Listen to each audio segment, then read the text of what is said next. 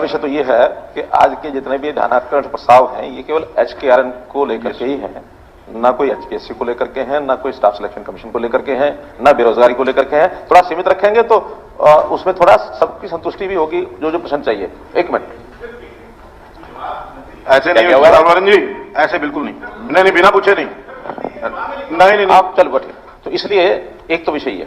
दूसरा मेरा कहना है कि HKRN एक विशेष पर्पज से बनाया गया है, और जैसा पहले मंत्री जी ने भी उसमें बता दिया और हमारी बहन किरण जी ने भी उसको स्वीकार किया कि ये आउटसोर्सिंग का जो ठेकेदारों के माध्यम से हम भर्ती करते थे, लोगों को लेते थे, ये उसका एक विकल्प है।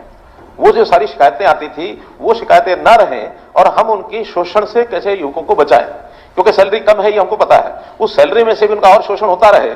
किसी को पहले एडवांस में ले लिया, फिर उनके बैंक में खाते में डाल दिए, किसी का PF जमा नहीं कराया, किसी को ESC की सुविधा नहीं दी, वो सारी चीजें खत्म करने के लिए हमने उसको वहां से लिया है। तीसरा, ये एक नया पोर्टल है, पहली बार बना है, इसमें कोई कमी नहीं होगी ऐसा कोई दावा नहीं है। कुछ कमियां इसमें मान लो है तो चर्चा में से निकलेंगे, उसको ठीक किया जाएगा, निश्चित किया जाएगा। चौथी बात, इसमें भर्तियां अभी मात्र 4-5 हजार ही हुई है, बाकी तो जो पिछले ठेकेदारी पर चल रहे थे लोग उनको इसमें पोर्ट किया गया है ताकि वहां की सूची से निकाल करके इसमें डाल दिया जाए। जो कठिनाइयां उनको वहां आ रही हैं वो यहां बंद हो जाए, और उनकी सहमति से ये सब कर रहे हैं, बिना सहमति के नहीं कर रहे। बल्कि एक जांच का विषय हम जांच करेंगे कि जो पहले भर्तियां आउटसोर्सिंग हो रही थी उसका ना तो कहीं हमारे HR डिपार्टमेंट में HKRS में कोई रिकॉर्ड होता है, ना उसकी तनख्वाहें हमारे सिस्टम में से DD उसमें से जाती हैं, वो तो ठेकेदारों के माध्यम से उनको पैसा इकट्ठा जाता है, वो आगे दे देते हैं, नाम की लिस्ट देते हैं। हजारों लोग अभी भी बकाया हैं जिनके नाम पोर्ट भी नहीं कर रहे वो, और वो मिल भी नहीं रहे, कोई शिकायत भी नहीं है। तो कहीं ना कहीं हो सकता है नीचे कोई गड़बड़ ठेकेदारों के लेवल पर रही होगी कि नाम कितने ही दे दिए, लगाए कितने, और उसमें फिजिकली लोग हैं कि नहीं है, ये भी एक हमको ध्यान में आ रहा है, लेकिन जांच का विषय भी करके बताएंगे।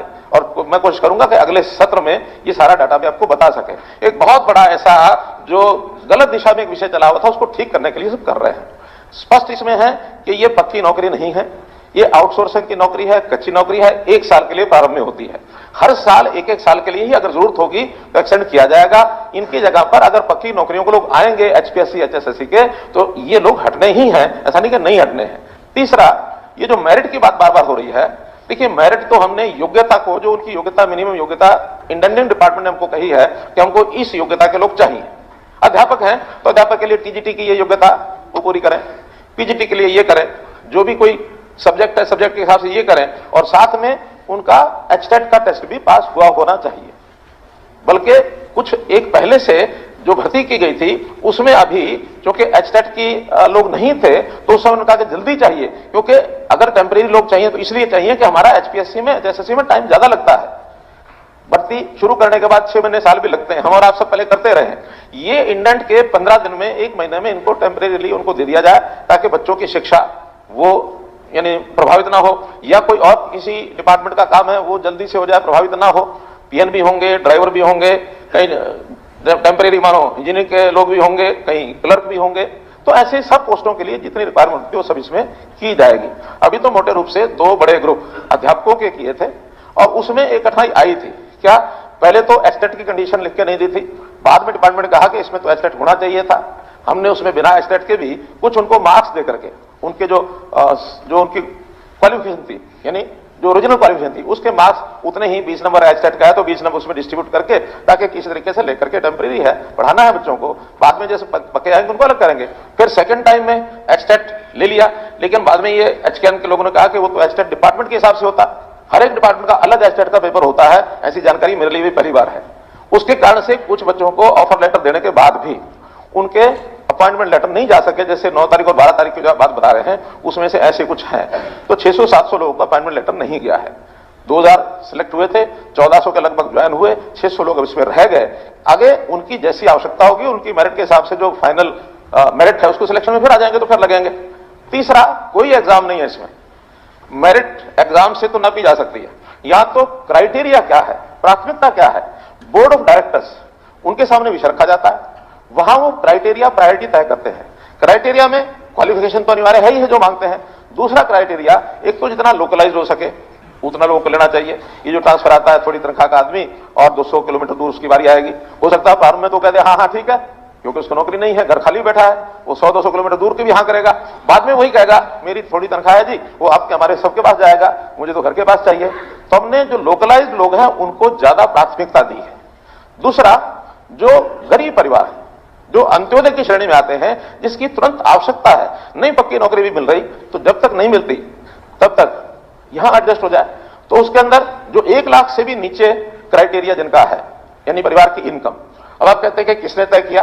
देखिए, परिवार पहचान पत्र में बहुत पारदर्शी तरीके से हमने 70 लाख परिवारों का रजिस्ट्रेशन किया है, और 70 लाख परिवारों में जिनकी गरीबी रेखा से नीचे, वो भी हरियाणा में ही तय की है पहली बार, जो अभी तक 1,20,000 रुपए वार्षिक थी, 10,000 रुपए प्रति महीना, हमने उसको बढ़ा करके 15,000 किया, ताकि और थोड़ा लेवल यानी गरीबी रेखा का ऊपर हो जाएगा तो ज्यादा लोग इसमें समाहित होंगे।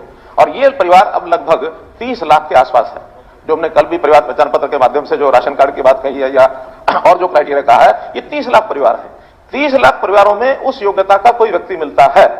और आयु भी ये जो 30 और 35 साल के आसपास का है, इसको प्रायोरिटी दो, क्योंकि इससे बड़ी आयु का व्यक्ति भी वो कहीं ना कहीं एडजस्ट हो चुका है, और जो खास करके एजुकेशन क्वालिफिकेशन ये 30 साल तक 35 साल तक तो फिर भी अपने एजुकेशन के साथ न्याय कर सकता है। बाकी चीजें बड़ी आयु का व्यक्ति शायद उतना, हमने हालांकि 45 साल 47 साल भी आयु रखी हुई है, रिजर्वेशन में 47 साल है। अब हम विचार करें कि 47 साल का एक व्यक्ति, उसको नौकरी देंगे और वो बच्चों के साथ न्याय कर पाएगा? 8 साल बाद 10 साल बाद रिटायर होने वाला है वो। तो इसलिए एक आदर्श आयु की जो सीमा जिसकी बहुत ज्यादा जरूरत है वो 30 और 35 साल का है, उसको प्रायोरिटी। लेकिन बाकियों को लगाना नहीं, ऐसा नहीं है, बाकियों थोड़े मार्क्स कम कर दिए। अभी हमने जिले को एक इकाई माना था कि एक जिले के लोगों को प्राथमिकता दी जाए।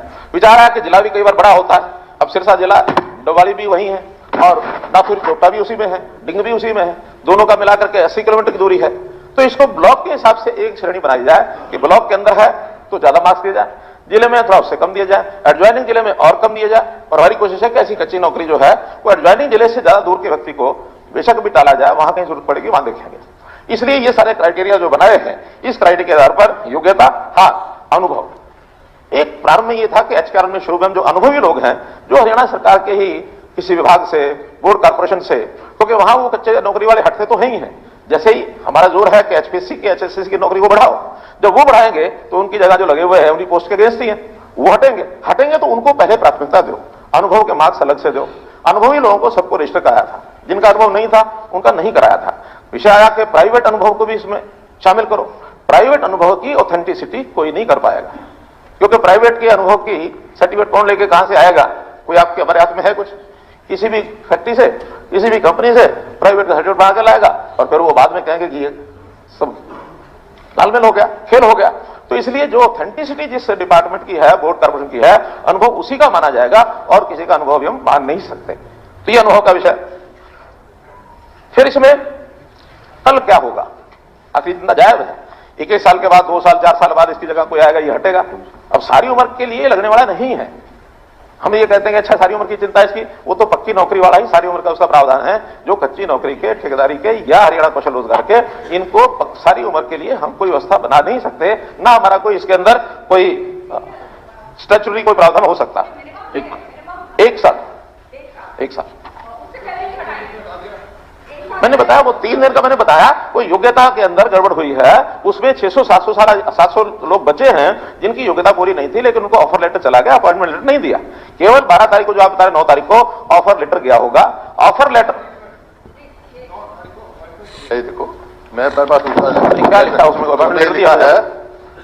पंचकुला के आदेश का नाम 6/12/2022 को पीजीटी 2 दिनांक 7/12/22 के अनुसार श्रीमती वाणिज्य प्रवक्ता रेगुलर नियुक्ति होने के कारण उन्होंने 9/12 को पूर्व ज्वाइन किया, जो 6/12 को ऑर्डर दिया था, इसने जो ज्वाइन किया था।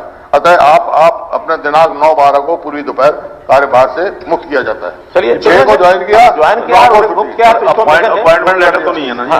अपॉइंटमेंट लेटर नहीं है, ये तो लिविंग का है। अपॉइंटमेंट लेटर के अंदर क्या लिखा है? ऐसा वो ऑफर लेटर है। स्पीकर साहब, ज्वाइन किया जब तो मुक्त किया है। मैं क्या कह रहा हूं? अपॉइंटमेंट बगैर अपॉइंटमेंट ज्वाइन कर लिया, मैंने 1 तारीख को ज्वाइन किया, 9 को मुक्त कर दिया। अध्यक्ष जी, वो तो माना अध्यक्ष जी, मैंने पहले कह दिया है, माना कुछ गलतियां अगर हुई है उनको ठीक करेंगे। ऐसे जो केसेस हम देख लेंगे कि एक बार ज्वाइनिंग हुई है तो उनको वापस जो भी उनकी योग्यता होगी, आखिर हर योग्यता के लोगों की डिमांड तो आएगी। अभी इसके बाद जो और विभागों की डिमांड्स हैं, क्योंकि अध्यापकों का ही पहले 2 चरणों में अभी किया है, उसमें कठिनाइयां ध्यान में आई हैं। अब नए सिरे से जो कठिनाइयां उसमें आई उनको दूर करके मैं स्वयं जो हमारे इस काम को देख रहे हैं, मेरे साथ डिप्टी प्रिंसिपल सेक्रेटरी अपना पांडुरंग के पांडुरंग इस सारे विषय को देखते हैं। मैं उनको कहूंगा कि इन कठिनाइयों को दूर करके आगे इसको ठीक करेंगे। लेकिन मैंने बताया कि ये सारी हमारी बिल्कुल क्लियर कट है और कहीं भी किसी की तरफदारी करके और कोई पर्ची देके लगता है ऐसा मैं गारंटी से इसलिए कह सकता। हमारे कुंडू साहब ने कहा है कि अध्यापकों की भर्ती, वो मैंने सारी बात बता दी है। उन्होंने कहा कि पीएन के लिए भी बहुत बड़ी बड़ी क्वालिफिकेशन के लोग भर रहे हैं। देखिए, पहली बात तो यह है कि अभी खुली भर्ती और वैसे बोलते रहोगे बीच में, बैठ जाइए आप। पहली बात तो यह है कि हमने इस प्रकार की भर्ती के लिए उसमें अलग से नहीं जाता है कुछ भी।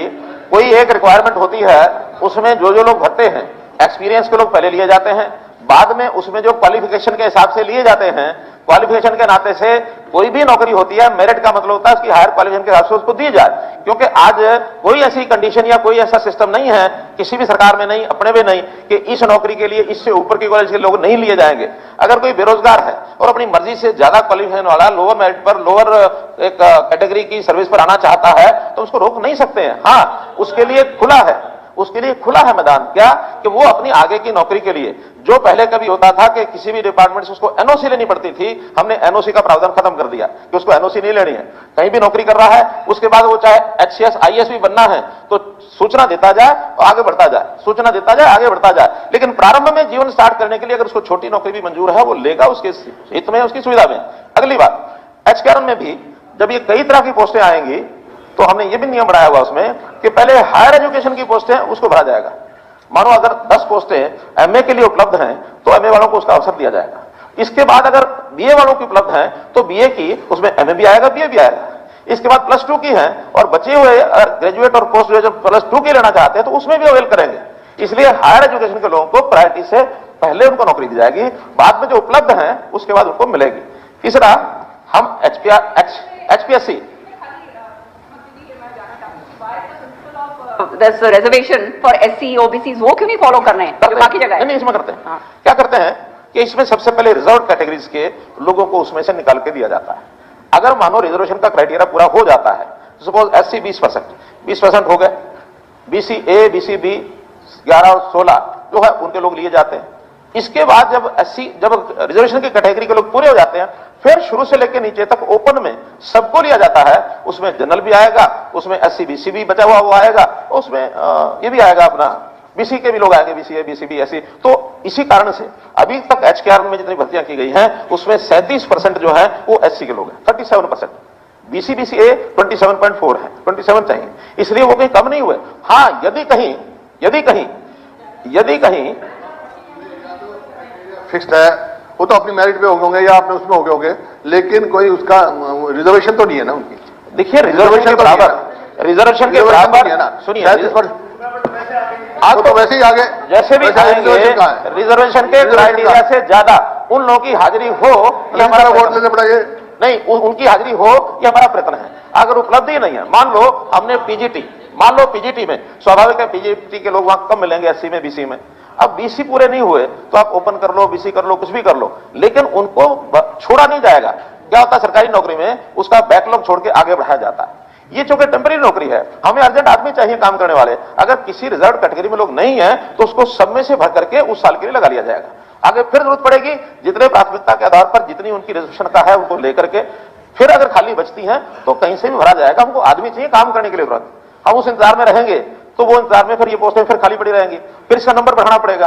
तो जितना नंबर दिया हुआ है उसके हिसाब से इसको भर्ती किया जाता है। मैं बता रहा था लिस्ट की बात, लिस्ट इसलिए नहीं कि जो क्राइटेरिया तय कर लिया उस क्राइटेरिया में अपर जो लोग आते हैं उनको सबको ऑफर लेटर भेज दिया जाता है, क्योंकि कोई लिस्ट तो बहुत लाखों की बनेगी, सबको डाल ही नहीं सकते हम। तो जो क्राइटेरिया है उसमें जिनकी सिलेक्शन आ गई वो कंप्यूटराइज्ड है, कंप्यूटर ने ले लेना है। हाँ, एक चीज जो अभी तक नहीं हो रही थी उसको हम करेंगे कि क्राइटेरिया के मार्क्स क्या क्या हैं, वो आज के इस विषय में ध्यान में आ रहा है, इसको ओपन करेंगे। क्या कि मुख्यमंत्री अंत्योदय परिवार योजना के लोगों को कितने मार्क्स, एक 80 तक के कितने, इतने मार्क्स, एक 40 तक इतने, 2 लाख तक इतने, वो सारी जो क्राइटेरिया उसका डाल देंगे, आयु का भी डाल देंगे, जिला और ब्लॉक के जो नंबर दिए हुए हैं वो भी डाल देंगे, ताकि अपने आप घर बैठे कोई अपने मार्क्स गिन ले और गिनने के बाद जो कट ऑफ है उसका मिलान कर ले। अगर कट ऑफ से नीचे रह गया तो नौकरी नहीं मिलेगी, कट ऑफ से ऊपर आ गया तो क्राइटेरिया की आपने बात कही अच्छी है, गरीब से गरीब आदमी को मिलनी चाहिए, प्रायोरिटी मिलनी चाहिए, लेकिन ये तय कौन कर रहा है, इस बात का सवाल है।